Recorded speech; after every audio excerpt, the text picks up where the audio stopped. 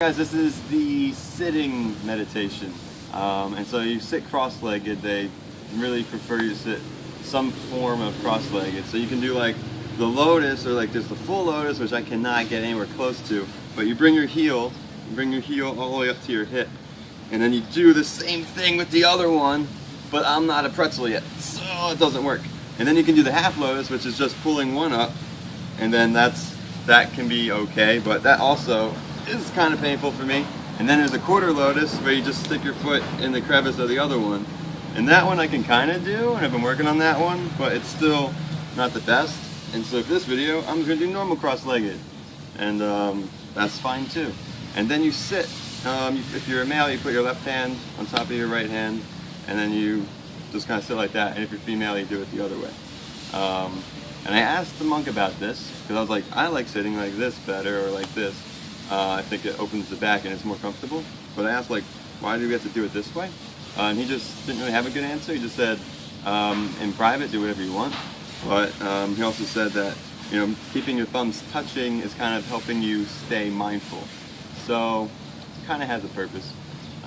But you can do whatever you want if you're doing it.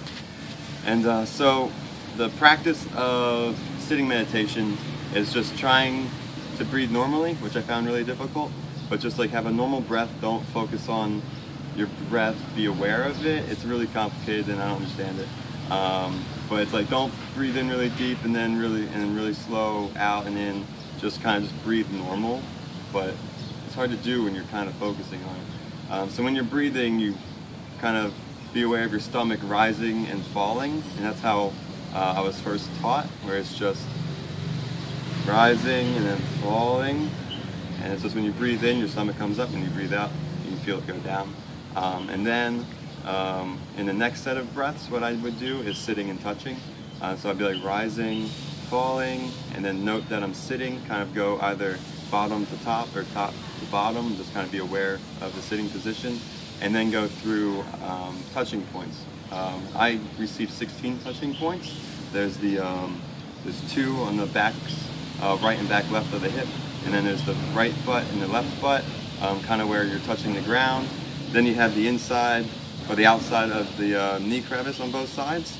And then you have the outside ankle on both sides, the center of your foot on both sides, the kneecap on both sides, the center of your thigh on both sides, and then the front of your hips on both sides. And you just do 1 point each, kind of just like imagine a little nickel-sized spot there, and just kind of put your mind on that spot and note it and be aware of that spot. So you go like, let's see, so rising, falling, sitting, touching, rising, falling, sitting, touching, and then you just sit like that.